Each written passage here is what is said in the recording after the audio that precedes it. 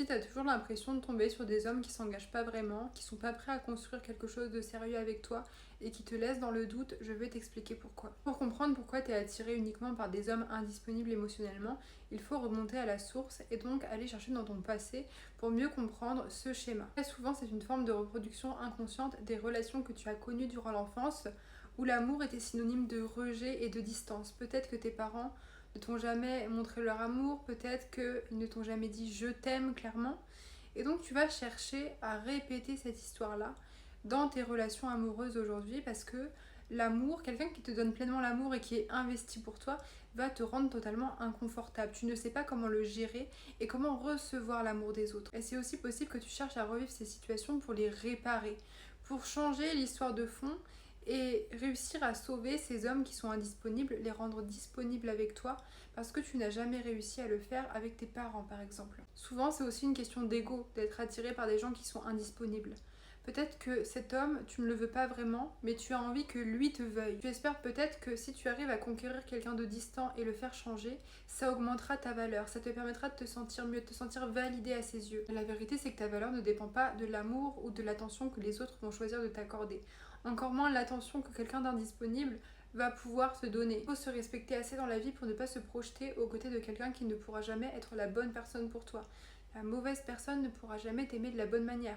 Si tu veux une relation sérieuse, que tu veux fonder quelque chose de profond et de beau avec quelqu'un, et que tu es attiré uniquement par des hommes indisponibles qui, tu le sais, ne pourront pas t'apporter ce futur-là, c'est un manque de respect envers toi-même et envers cette vision que tu as. C'est pas ton rôle d'essayer de sauver les autres, d'essayer de réparer des hommes qui sont blessés. Parce que s'ils ne veulent pas changer déjà d'eux-mêmes, c'est pas toi qui arriveras à changer quelque chose. Et au final, dans cette histoire, tu seras juste dans le regret une fois de plus parce que tu te rendras compte que tu as mis tous tes espoirs dans cette relation comme si c'était un projet.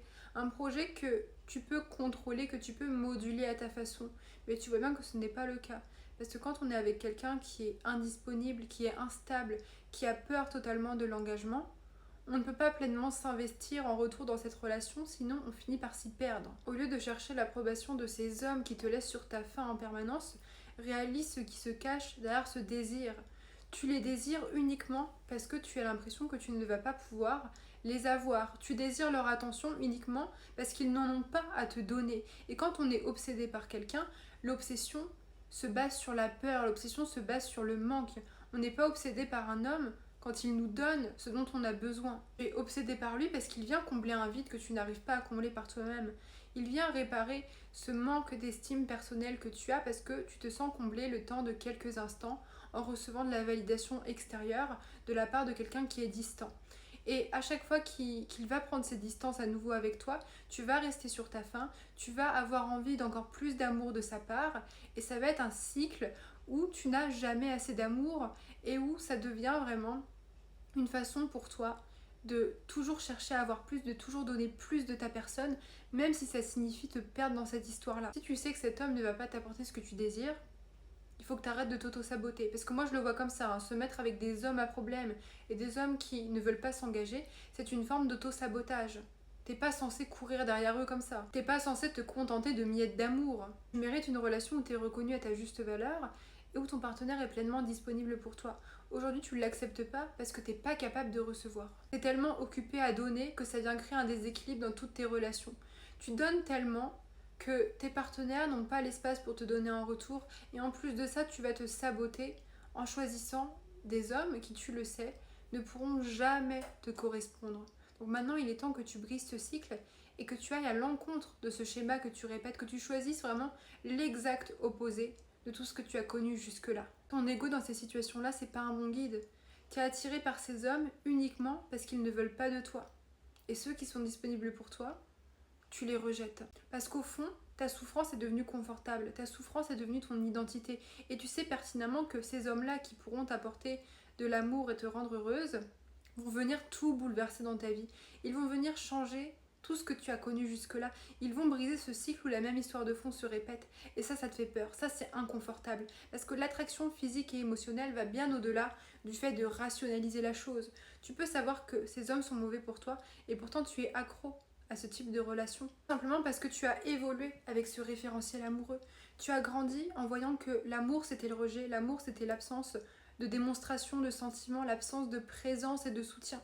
Alors, inconsciemment, tu vois ces relations qui sont problématiques, qui sont toxiques pour toi, comme confortables. Tu sais que ce soit en amour ou dans la vie en général, la plupart des gens préfèrent choisir la certitude de la souffrance plutôt que l'incertitude du bonheur. Parce que quand on va à l'encontre de tout ce qu'on a toujours connu, c'est inconfortable et on a peur de tomber de haut, on a peur de perdre cette souffrance, perdre cette identité qu'on avait dans notre souffrance et dans nos blessures. Quel est le besoin qui se cache derrière cette situation-là? Parce que si tu reproduis ce schéma, que tu restes dedans consciemment, c'est parce que tu y vois un bénéfice inconscient. Est-ce que ces relations te permettent, en jouant à l'infirmière par exemple, de te sentir utile, de donner un sens à ta vie? Est-ce que ça te donne l'illusion d'être au contrôle parce que tu vas essayer de rejouer ton histoire familiale en changeant les choses? Ça fait mal, mais il faut être honnête envers soi-même. Il faut oser faire le premier pas et réaliser que si on continue d'attirer ce type d'homme-là, peu importe à quel point c'est douloureux, c'est parce que c'est devenu confortable avec le temps.